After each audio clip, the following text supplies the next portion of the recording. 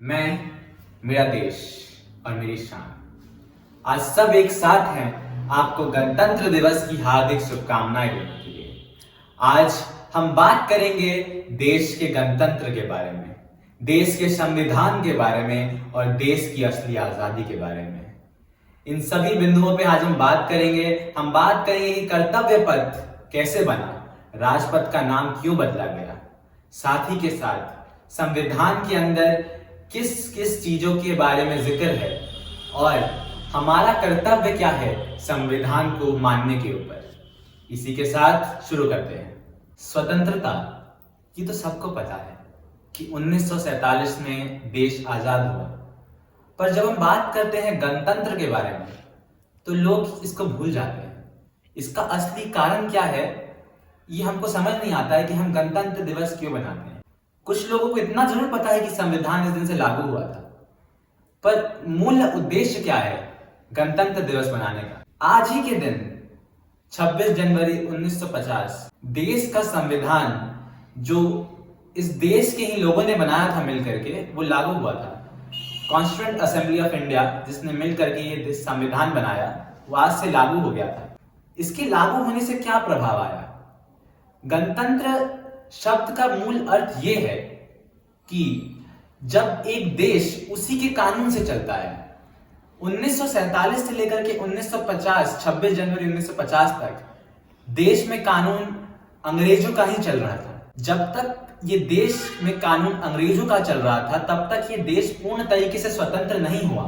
जब गणतंत्र दिवस मना, जब देश का संविधान देश के अंदर लागू हुआ, देश के राष्ट्रपति बने, पहले माउंटबेटन को हटा करके देश के पहले राष्ट्रपति बने राजेंद्र प्रसाद, उसके बाद से देश पूर्ण तरीके से स्वतंत्र कहलाया। इसलिए गणतंत्र दिवस स्वतंत्रता दिवस से भी कुछ मायनों में ऊपर है। अब हम बात करते हैं राजपथ के इतिहास के बारे में। राजपथ का नाम अभी इस साल ही बदल करके कर्तव्य पथ कर दिया गया। इस साल कहने का तात्पर्य ये नहीं है कि अभी एक दिन पहले हुआ है, लेकिन अब से राजपथ को कर्तव्य पथ कहा जाएगा। राजपथ पे सबसे पहली बार गणतंत्र दिवस का जो परेड हुआ था वो 1955 में मना था। अब आप कहेंगे कि 50 से लेके 54 तक क्या इस देश में रिपब्लिक डे का परेड नहीं मना था? जो झांकियां निकलती हैं, जो फौज कदम ताल मिला के चलती है, क्या वो नहीं होता था? तो इसका जवाब है होता था, पर वो नेशनल स्टेडियम में होता था। ध्यानचंद स्टेडियम जिसको आप कहते हैं, उससे पहले उसको एरविन स्टेडियम कहा जाता था।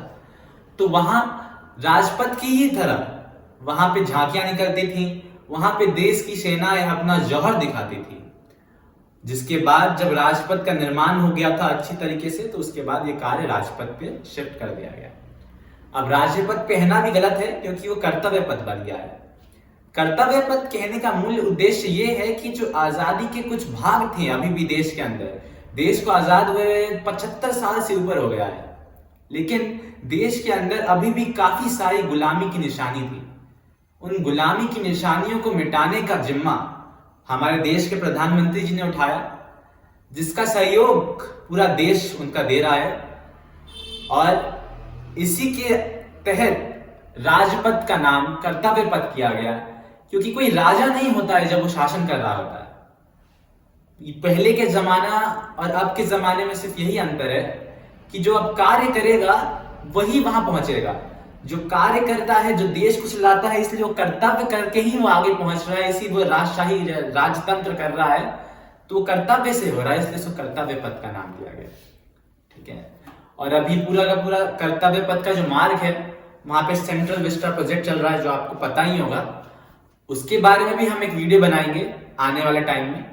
संविधान सभा ये एक मुख्य बिंदु है जब हम गणतंत्र दिवस की बात करते हैं। संविधान देश को पूर्ण तरीके से आजाद करता है।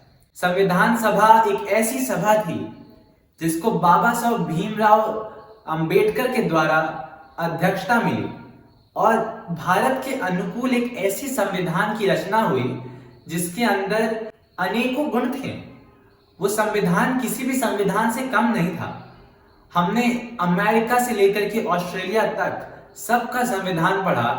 इवन हमने यूके, यूनाइटेड किंगडम, जिसने हम पे राज किया, उनका भी संविधान देखा और भारत के लोगों के प्रतिकूल एक संविधान की रचना की।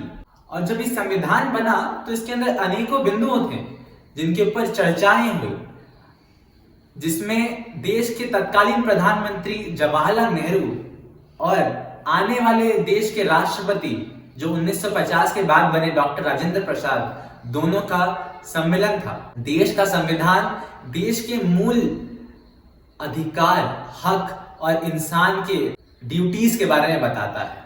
संविधान लिख के तैयार हुआ जिसके अंदर एक बड़ा योगदान प्रेम बिहारी नारायण रायजादा का था, क्योंकि उन्होंने ही पूरा संविधान लिखा था।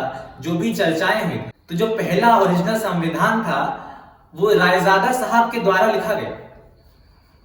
इसी के साथ संविधान लागू हुआ 26 जनवरी को। देश का संविधान लगभग 2 साल 11 महीने और 18 दिन अंतराल में बना, जिसके अंदर अनेकों बिंदुओं के ऊपर देश के मूल धड़कन के ऊपर बात हुई और प्रतिकूल उसके देश का संविधान बना। इसी के साथ हम इस वीडियो का अंत करते हैं और ऐसे ही अनेकों वीडियो के लिए इस चैनल को लाइक, शेयर, सब्सक्राइब करें। और आप सभी को पुनः गणतंत्र दिवस की हार्दिक शुभकामनाएं। मेरा आपको ढेर सारा प्यार और ढेर सारे शुभाशीष। धन्यवाद।